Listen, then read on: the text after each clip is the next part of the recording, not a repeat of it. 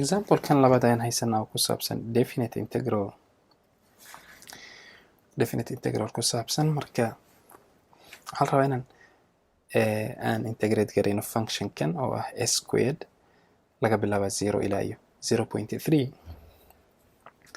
marka basic integration weeyaan. midkan haddaan sameynayna equation-mahan oo kale waa basic. marka square bracket-kan ayaan furaynaa.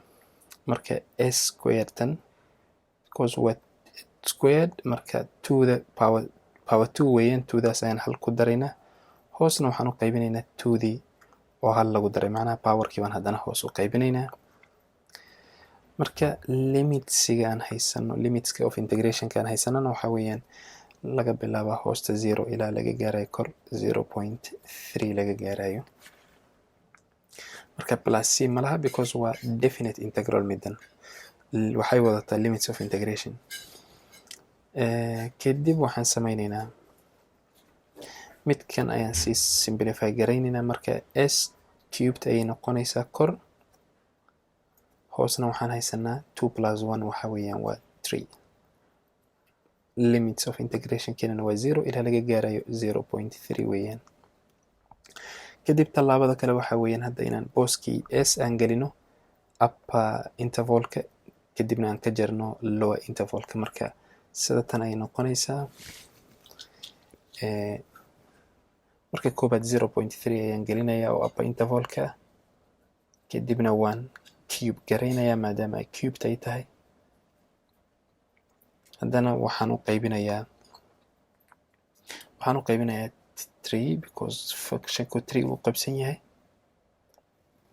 kadibna waxaan ka jarayaa functionka oo mar labaad aan geliyey ama integralka oo mar kale aan geliyey lower limitka.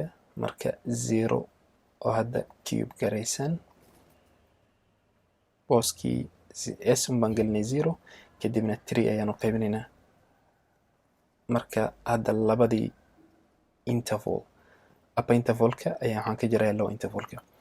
marka midkan iska 0 haddaad number u qaybisid waa iska 0. marka maxaa noo soo haraya? midda tan keliya ayaa noo soo haraysa. 0.3 haddaan square garayna waa 0.027 weeyaan. waxa dhanba aan u qaybinayno 3. marka 0.07 haddaad 3 u qaybsidna waxaa ku siinaysaa 0.009 ayayna siinaysaa. marka evaluationka definite integral kan waxaa weeyaan 0.09 weeyaan ansadu. waa easy. markaasaad aragteen keliyata waxaa la rabaa inaad taqaanid habka loo integrate gareeyo. keliyata powerkaad haysatid unbaad hal ku daraysaa, kadibna powerka kuu soo baxay unbaad haddana u qaybinaysaa functionka.